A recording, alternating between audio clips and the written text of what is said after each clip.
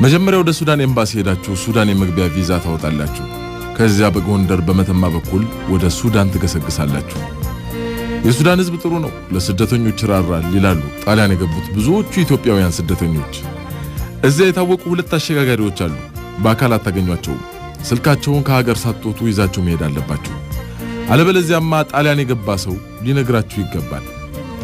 አንዳች ሰዋራ ስፍራ ተደብቃችሁ በስልክ ታገኟቸውና የጉዞ ዋጋና ቀን ትነጋገራላችሁ። እነርሱም ገንዘቡን ይዛችሁ የምትመጡበትን ቦታና ቀን ይነግሯችኋል። በተባላችሁበት ሌሊት ቦታው ስትደርሱ እንደናንተ በቀጠሮ የመጡ ሌሎች ስደተኞችን ጨምረው በጭነት መኪና ወደ ሊቢያ ድንበር ትወሰዳላችሁ። ጉዞ ሌሊት ነው፣ ያውም አብዛኛው በእግር ጥቂት ደግሞ በመኪና ስለሆነ ከ20 ቀን እስከ 1 ወር ይፈጃል። ሊቢያ ድንበር ስትደርሱ የሱዳን አሸጋጋሪዎች ለሊቢያ አሸጋጋሪዎች ያስረክቧችኋል። ዋጋ ተነጋግራችሁ አሁንም ጉዞ ትጀምራላችሁ። ግማሹን በእግር ግማሹን በፒካፕ መኪና። ደረቅ ዳቦና ውሃ ይሰጣችኋል። መንገድ ላይ የሚሞቱ ልጆች ይኖራሉ። አሸዋውም ማሰማስ አድርጎ በመቅበር ጉዞ መቀጠል ነው። በእግር ወይም በመኪና ስትጓዝ በእንጨት የመስቀል ምልክት የተሰራበት ነገር ካየ እዚያ ቦታ አንድ አበሻ ስደተኛ ተቀብሯል ማለት ነው ብሎኛል ጣሊያን ያገኘሁት ልጅ። ሰው ከታመመ እንደ በሽታው መጠነኛ ከሆነ በድጋፍ ይሄዳል። ከባድ ከሆነ ግን ቆርጦ ገና ያስፈልገዋል። ከቡድኑ ከተቆረጥኩ ችግር ስለሚያጋጥመ አንዳንዱ ትቶ ይሄዳል። ብዙ ጊዜ ግን የቂርቆስ ልጆች ይተዛዘናሉ። እንዲያውም ከቂርቆስ ልጅ ጋር አብረው ቢሰደዱ ቢያገኝም ያበላል ቢያጣም ያዝናል ሆዱ ተብሎ ተዘፍኖላቸዋል ላለኝ ሮም ያገኘሁት የአዲስ አበባው የቂርቆስ ልጅ። አዲስ አበባ ስለ ቂርቆስ ሰፈር ልጆች አያሌ አስገራሚና አስቂ ነገሮች ይሰማ ነበር። እዚህ ጣሊያን ደግሞ አገር ጉድ የሚያሰኝ ገድላቸውን መስማት ጀምሬያለሁ። ሊቢያ ስትገቡ የተቀበሏቸው አሸጋጋሪዎች ከትሪፖሊ አጠገብ የገጠር መንደር ውስጥ በተሰራ አዳራሽ አስገብተዋችሁ ይጠፋሉ። ከዚያ ሌሎች አሸጋጋሪዎች ደግሞ ይመጡና ትሪፖሊ ሩቅ ስለሆነ እንድንወስዳችሁ $100 ክፈሉ ይሏችኋል። ታዲያ የቂርቆስ ልጆች ምን አደረጉ መሰላችሁ? የተወሰኑት ልጆች ሌሊት ተደብቀው ይወጡና እግራቸው ወደ አመራቸው ሲጓዙ ለካስ ትሪፖሊ ማለት ቅርብ ነው። ተመልሰው ይመጡና ሌሎች ልጆችን ነፃ ያወጣቸዋል። ከነሱ በኋላ ለሚመጡ ስደተኞች ደግሞ ግድግዳው ላይ በአማርኛ እንዲህ ብለው ይጽፋሉ፣ እንዳትሸወዱ ትሪፖሊ ቅርብ ነው፣ ብር ስጡን ቢሏችሁ አትስጡ፣ በዚህ አድርጋችሁ ጥፉ። ይሄ ማስታወቂያ አያሌ ስደተኞችን ታድጓቸዋል። የቂርቆስ ልጆች ነፍስ ናቸው እኮ። ትሪፖሊ ገብታችሁ የመርከብ ወረፋ መጠበቅ ነው። ክፉ ፖሊሶች ካገኟችሁ በመኪና ጭነው እንደገና ወደ ሱዳን ድንበር ወስደው ያስሯቸዋል። እዚያ እስር ቤቱ በጣም አሰቃቂ ነው።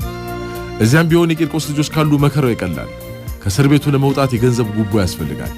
ያንን ደግሞ ለማግኘት ወይ አስቸጋሪ ሥራ መስራት ያለበለዚያም ደውሎ ከዘመድ ማስመጣት ያስፈልጋል። እዚያ እስር ቤት ብዙ ልጆችን ያስፈታ አንድ የቂርቆስ ልጅ ነበር። ሥራ ይወዳል። ሲጋራ፣ ብስኩትና ሳሙና እየሸጠ ይኖር ነበር። በዚያ እስር ቤት ብዙ ጊዜ የቆየው ሌሎችን ሲያስፈታ ገንዘቡ እያለቀበት ነው ይባላል። ሌሎቹ ደግሞ በሌላ ነገር ይተርቡታል። ልክ ከእስር ቤቱ ሊወጣ ሲል በር ላይ ሲደርስ ማለት ነው አንድ ሲጋራ አለህ የሚል ግዢ ሲመጣ ለርሱ ሊሸጥ ሲመለስ እዚያው ይቀራል። እኔውም አንድ ጊዜ ባጠር ዘሎ እንዲወጣ ሁሉ ነገር ተስተካክሎ ነበር አሉ። ከዛ ሊዘል አንድ እግሩን እንዳነሳ ከታች አንድ ሲጋራ ይኖርሃል ተመልሶ ወረደ ቀረ። በቤንጋዚ ወደብ አሻጋሪዎችና ተሻጋሪዎች አይገናኙ። 20 እና 30 ሰው እስኪሞላ የሚመዘገቡ ሰዎች አሉ። የቡድኑ አባላት ሲሟሉ ገንዘብ ይከፍሉና ወደሚሻገሩበት ወደብ ይወሰዳሉ። የመሻገሪያዋ ጀልባ ብዙ ጊዜ ከቆርቆሮና ከእንጨት የምትሰራ ናት። ለአንዱ ስደተኛ አሻጋሪዎቹ የመርከቧን አነዳድ ያሳዩታል። ትምህርቱ ቢበዛ ከአንድ ቀን በላይ አይሰጥም። ለዚያ መከረኛ ካፒቴን የጀልባዋን ኮምፓስ አስረው ካርታውን ያስረክቡታል። ምግብና መጠጥ ይጫናል። እንደ ጀልባዋ ስፋት ከ20 እስከ 30 ስደተኛ ይሳፈራል። በሌሊት የጣሊያንን መብራት በሩቅ እያዩ ጉዞ ይጀመራል። አሻጋሪዎቹ ጀልባዋ ስትነሳ ይመለሳሉ። ከዚያ በኋላ እዳው የስደተኞቹ ነው። ጉዞ እስከ 17 ሰዓት ይፈጃል። የአንዱ እግር ከሌላው ጀርባ ጋር ዘው ስርስር ብሎ ተኮራምቶ መጓዝ ብቻ ነው። ሙቀቱና ተስፋ መቁረጡ አንዳንዶቹን ራሳቸውን ወደ ባህር እንዲጥሉ ያደርጋቸዋል። በተለይም መርከቡ መንገድ ከሳተ። የሚያስጎበኘንን የቂርቆስ ልጅ ለምንድነው ግን ጣሊያን ውስጥ የቂርቆስ ሰፈር ልጆች የሚበዙት?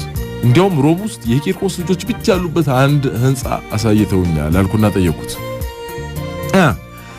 ምናልባት የሱዳን ኤምባሲ ሰፈራችን ውስጥ ስለሆነ ይሆናል በሱዳን በኩል እያቋረጥን የመጣ ነው ነገር ብሎ ቀለደ።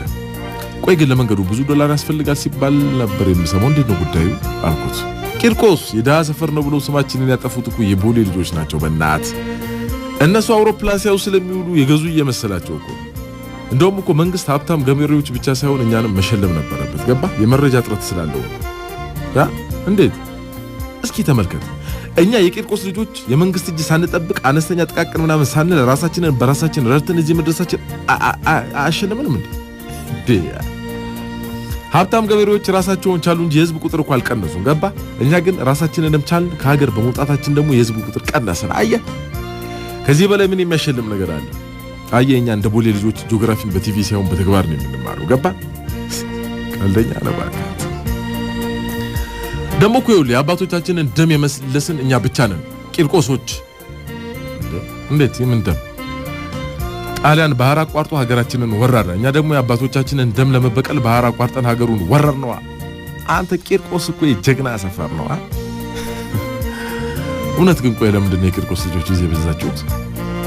ይኸውልህ ምን መሰለህ ይህንን በረሃ ለማቋረጥ ከ2 እስከ 3 ወር ይፈጃል። ገባ? የገንዘብ የምግብ የውሃ ችግር አለ። ካልተዛዘንክ በቀር ይህንን በረሃ ልታልፍ አትችልም። እኛ ደግሞ ከልጅነታችን ተዛዝነን መሮን ለምደናል። ስለዚህ የተደጋገፍክ መጓዝ ነው። ያው እንግዲህ ባህር ኃይልም አየር ኃይልም እየመጣ ይቀጥላል። እንዴ የቀድሞ ወታደሮችም ይመጣሉ እንዴ? አይ እነርሱ እንኳን አይደሉም። በአውሮፕላን ጣሊያን የገባው ስደተኛ አየር ኃይል ይባላል። በባህር የገባው ደግሞ ባህር ኃይል ይባላል። ታዲያ አየር ኃይሉ ባህር ኃይሉን ይነቀዋል። ገባ እንዴ? ለምን? ያው መከፋፈል ለምዶብን ነዋ። አታይም መንገድ ላይ እንኳን ጉስቁል ያለ አበሻ ካዩ ሰላም አይሉም። ጣሊያኖች እንደሆኑ አየር ኃይልም ሆንክ ባህር ኃይልም ሆንክ ሚኒስትር አያደርጉ። ሁሉም ያው ሲኞራ ቤት ነው የሚሰራው። እንዴ ሲኞራ ቤት ነው ማለት ሰው ቤት ተቀጥሮ ነው የሚሰራው ለማለት ፈልጌ። እዚያ ብዙ አበሻ እንደዚያ ነው የሚሰራው። ያውም ለሴቶች እንጂ ለወንዶች ስራ አይገኝም። ድድ ስታሰጣ መዋል ነው ባክ። ግን ምን ላይ የኖርክ ድድ ታሰጣለህ? እዚያ አበሻ ከድንኳን ሰባሪነት ወደ ህንጻ ሰባሪነት ተሸጋግሯል ባክ። እንዴት ነው? ያንን ሁሉ በረሃ አቋርጠ ባህር ሰንጥቀ ጣሊያን ስትገባ ምንም ነገር አታገኝም። ገባ? ከምግብ በቀር ቤት እንኳን የሚሰጥ የለም። ለተወሰነ ጊዜ መጠለያ ውስጥ ያስገቡና በኋላ ሰርተ ብላ ያሰናብቱሃል። ያን ጊዜ ችግር ውስጥ ትወድቃለህ። አበሻ ታዲያ ይሰባሰብና በልዩ ልዩ ምክንያት የተዘጋ ህንጻ ይሰልላል። የተወሰነ ጊዜ ሁኔታውን ታይታይና 20-30 ሆነ በሩን ሰብረ ትገባለህ። ከዚያ ክፍሎቹን መከፋፈል። የህንጻውን ቤት እናስ ባለቤቶቹ በቃ ይላሉ። ፖሊስ ይመጣል፣ ግርግር ይፈጠራል። የሰው ልጅ ሜዳ ላይ ወድቆ እንዴት ህንጻ ተዘግቶ ይኖራል ብለህ ትከራከራለህ። መቼም የሰው መብት በመጠኑ ቢሆን የሚከበርበት ሀገር ነውና የሰው መብት ተከራካሪ ድርጅቶችም ምናምን አብረው ይጮሃል። በመጨረሻ ታሸንፍና ትኖርበታለህ። መብራት ውሃ ምናምን ያቋርጡባችሁ። ብዙ ጊዜ መብራት እንጂ ውሃውን ማቋረጥ ያስቸግራቸዋል። ይኸውልህ የሮም ህንጻዎች የድሮ ህንጻዎች ናቸው። አይታችሁ ከሆነ የውሃ መስመሩ በቀላሉ አይገኝም። መብራቱ ግን ቢቆርጡትም እንቀጥለዋለን። ይኸውልህ እንደውም አንድ ልጅ በዚህ ምክንያት እኮ ስራ አግኝቷል። መብራት በመቀጠል ታላስ ይኸውልህ የቤቱን መብራት ሲቆርጡበት በመንገድ ከሚያልፈው መብራት ሌሊት ቀጠለው። ፖሊሶቹ ሲመጡ ይበራል። ሄደው ከዋናው ማጥፊያ አለያዩት፣ ይበራል። አይተው ስለማያውቁ ግራ ገባቸው። በኋላ ከመንገዱ መብራት መቀጠሉን ሳዩ እንዴት ሊቀጠል እንደቻለ ማመን አልቻሉም። ትተውት ሄዱ። ፏ ብለናል። ይኸውልህ ልጁም ታዲያ በዚህ ምክንያት ኤሌክትሪክ ሰራተኛ ሆኖ ቀረላል። ገርማል። ሴቶች ሲኞራ ቤት ይሰራሉ አልከኝ። ወንዶቹስ ምን ይሰራሉ? ወንድ ከሆንክ አልፎ አልፎ ነው ስራ የምታገኘው። እባክህ ችግር አለ። አንዱ አበሻ ሲርበው ሴት ነኝ ብሎ ሲኞራ ቤት ተቀጥሮ ነበር አሉ። እውነትን ነው ቀልድ? ሲያወሩ ነው የሰማሁት። ልንገርልህ ጨዋታው ጭውት ይኸውልህ። እሺ ልጁ ጢም የለውም፣ መልኩ የሴት ድምፁ የሴት። እንዲያውም ልጆች በሌላ ነገር ሁሉ ይጠረጥሩታል። ምን ብለው ነው ይጠረጥሩት?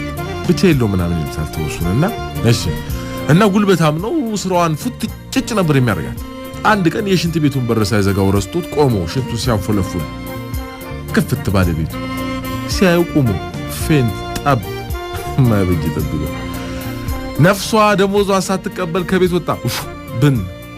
በኋላ ግን እንደዚህ ያደረገው ስራ ስላጣ መሆኑን ሲኞራው ሲሰማ አድንቆ ካምፓኒ ውስጥ ቀጠረዋል። ይገርማል ባክ። ይሄን የመሰለ ፊልም ግን አይቻለሁ። ሲኮምኩ ይሆናል ኮምክና አይደለም ባክ የሆነ ነው ብለውኛል። እሺ ይሄን ሁሉ ባህር አቋርጦ የመጣ ሰው መጨረሻው ምንድነው? ወይ ትመርሻለህ፣ ወይ ትፈርሻለህ፣ ወይ ትደነብሻለህ። ገባ? ምንድነው መመረሽ? ምንድነው መደንበሽ? ምንድነው መፈረሽ? አልገባኝ። ጣሊያን ለመኖር የሚመጣ የለም። ስለዚህ ትንሽ ገንዘብ ነገር ቆጣጥረ ወደ እንግሊዝ ትሻገራለህ። ይሄ መመረሽ ይባላል። ያለበለዚያ ደግሞ እዚሁ የመኖሪያ ፈቃድ አውጥተህ የተሻለ ስራ ካገኘ ትኖራለህ። ይሄ መፈረሽ ይባላል። ሁለቱ ካልወለደ ደግሞ ትጀዝብና ደንብሸ ትኖራለህ። በቃ ይሄው ነው። ገባ